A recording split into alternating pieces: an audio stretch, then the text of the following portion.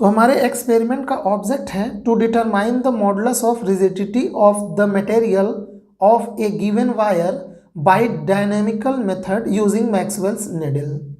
इस एक्सपेरिमेंट के लिए जो हमें ऑपरेटर्स की ज़रूरत पड़ने वाली है, सबसे पहला मैक्सवेल नीडल सेटअप, फिर stop watch, screw gauge, metre scale, experimental wire, weight box.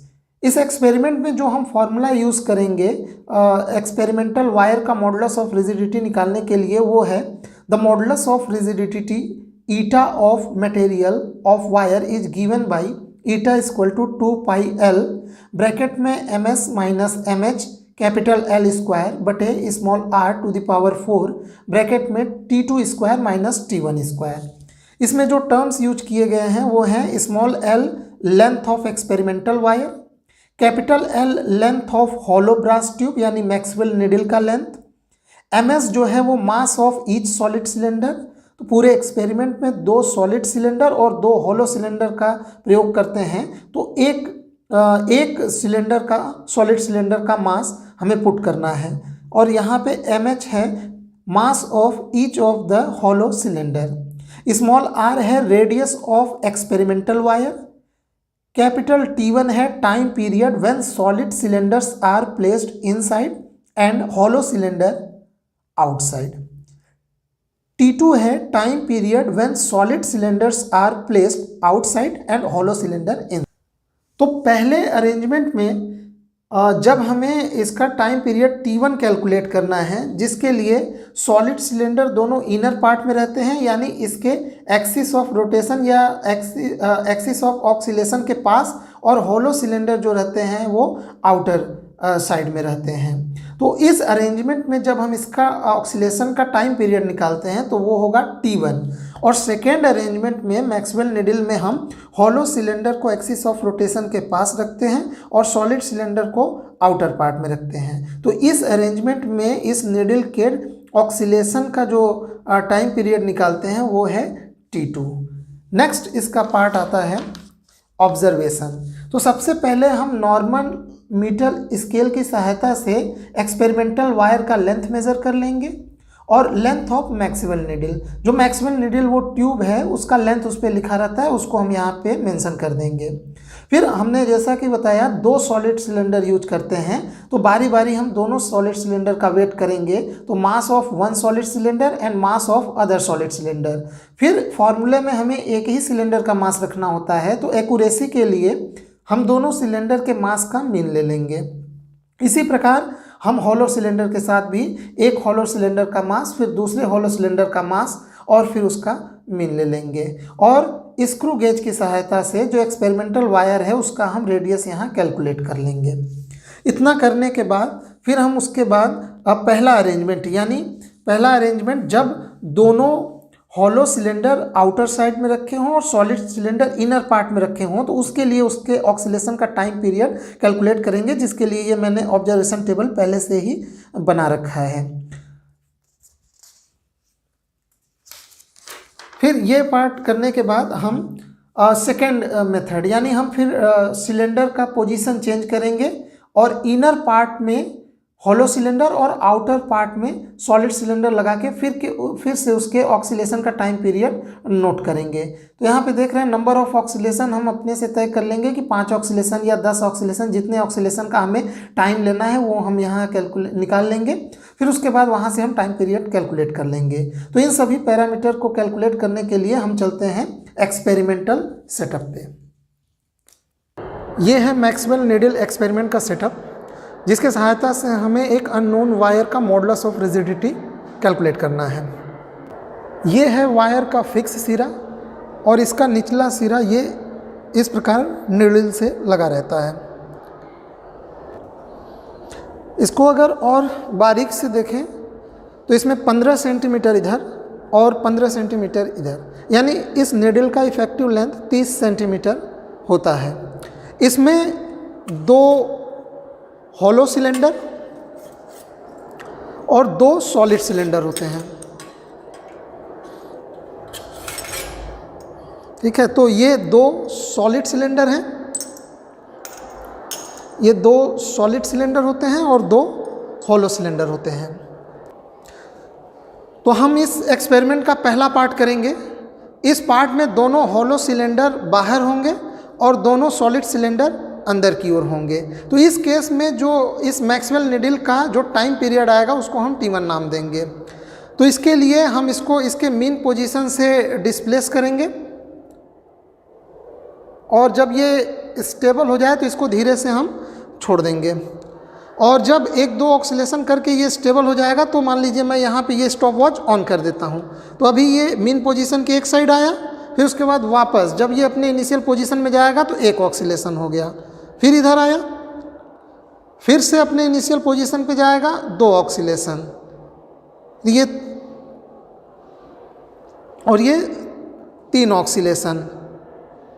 मैं इसको 5 ऑक्सीलेशन के लिए करूंगा ताकि एक्सपेरिमेंट ज़्यादा लेंदी ना हो जाए। और ये 5वां ऑक्सीलेशन, तो ये मैं इस स्टॉप वॉच क्लोज कर दिया। तो इस प्रकार आप देख सकते हैं इस केस में जो इसका टाइम पीरियड आया है वो 34 सेकेंड आया है 5 ऑक्सीलेशन का। तो आप एक ऑक्सीलेशन का यानी इसका जो टाइम पीरियड हो जाएगा वो 34/5 सेकेंड। अब इस एक्सपेरिमेंट के दूसरे पार्ट में हमें T2 कैलकुलेट करना है और T2 कब के लिए है?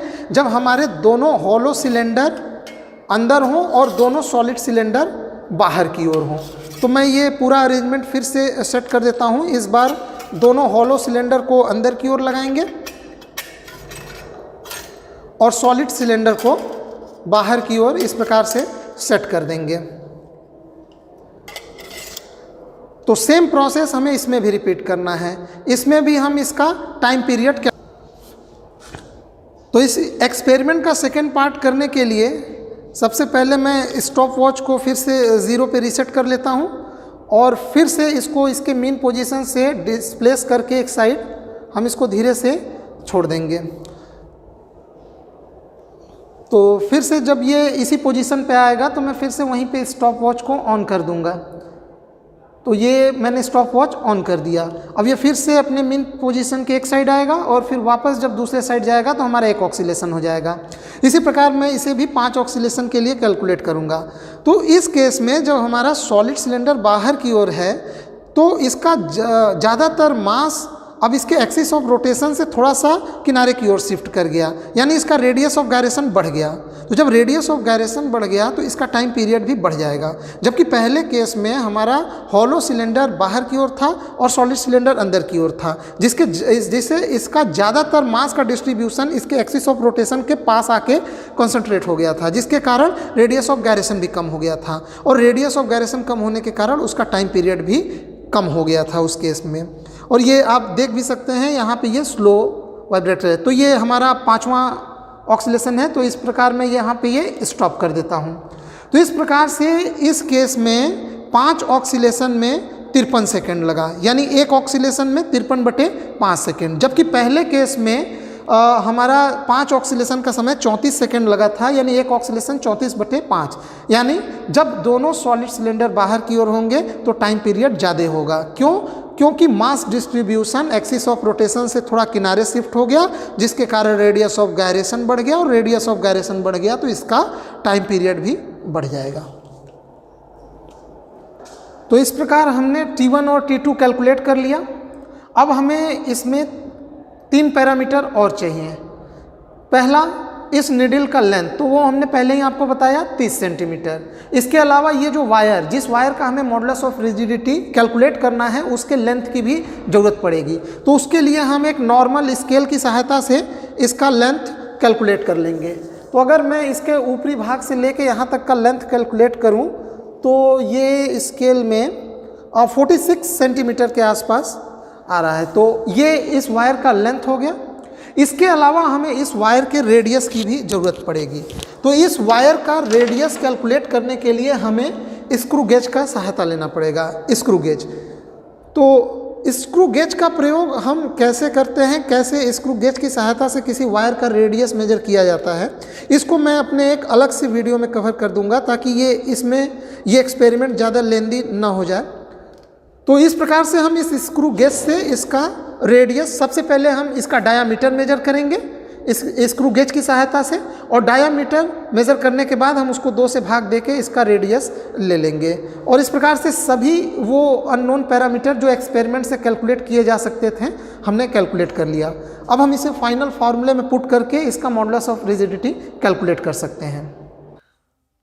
तो इस प्रकार ये मैंने ऑब्जर्वेशन टेबल फिल कर लिया है, जिसमें length of experimental wire small l equal to 0.46 metre and length of the Maxwell needle capital L equal to 0.30 metre, mass of one solid cylinder equal to 0.344 kg and mass of other solid cylinder equal to 0.344 kg।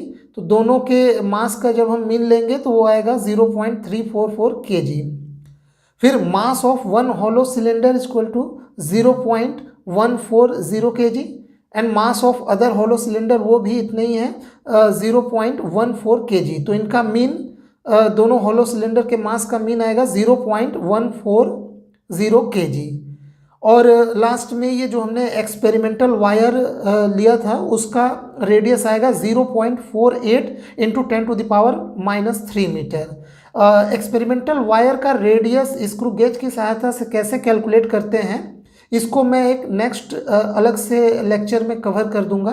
फिलहाल अभी हम यहाँ पे main experiment पे focus करते हैं।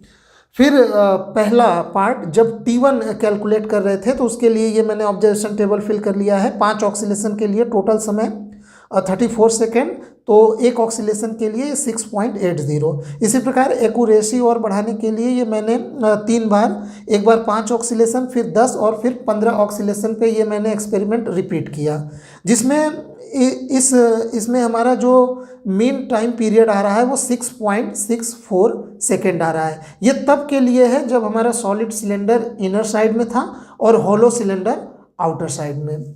फिर next इसका जो ऑब्जर्वेशन का पार्ट है वो है determination of time period T2, यानी जब सॉलिड सिलेंडर आउटर पार्ट में हो और हॉलो सिलेंडर इनर पार्ट में हो। तो इसमें भी मैंने 3 बार इसको किया, एक बार 5 ऑक्सीलेशन, फिर 10, फिर 15। तो ये इस प्रकार से टोटल टाइम आया था और फिर यहाँ पे ये टाइम पीरियड। तो जो इस केस में मीन टाइम पीरियड आया वो 10.58 सेकेंड आया है। अब हम इसके कैलकुलेशन के पार्ट पे आते हैं। तो कैलकुलेशन में eta equal to 2πl ms minus mh l square बटे r⁴ T2 square minus T1 square. यहाँ पे 2 पाई का मान रख दिए हैं, L सभी वैल्यू यहाँ पे पुट करने के बाद फाइनल जो मैंने ये कैलकुलेशन इसका किया है तो हमारा जो गिवन वायर है उसके मटेरियल का मॉडुलस ऑफ रिजिडिटी आ रहा है 1.47 इंटू 10⁻10 न्यूटन प्रति मीटर स्क्वायर। तो हम यहाँ पे रिजल्ट में मेंशन कर देंगे कि the modulus of rigidity of the material of given wire is 1.47 into 10⁻10 Newton प्रति मीटर स्क्वायर। अब लास्ट में इस एक्सपेरिमेंट के कुछ प्रिकॉशंस पे हम ध्यान देंगे।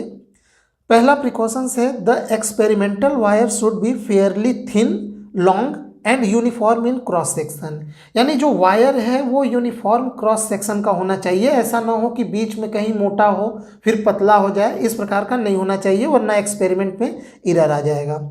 सेकेंड प्रिकॉशन है the wire should be twisted only by a very small angle. जब हम मैक्सवेल नीडल को उसके मीन पोजीशन से ट्विस्ट करते हैं तो वो बहुत अधिक एंगल पे नहीं होना चाहिए, स्मॉल एंगल पे ही ट्विस्ट होना चाहिए। लगभग 7 से 8 डिग्री, इवन 10 डिग्री तक हम इसको ट्विस्ट कर सकते हैं, इससे ज़्यादा नहीं। फिर नेक्स्ट प्रिकॉशन है the wire should be free from kinks. Wire मुड़ा हुआ नहीं होना चाहिए, यूनिफॉर्म होना चाहिए बिल्कुल।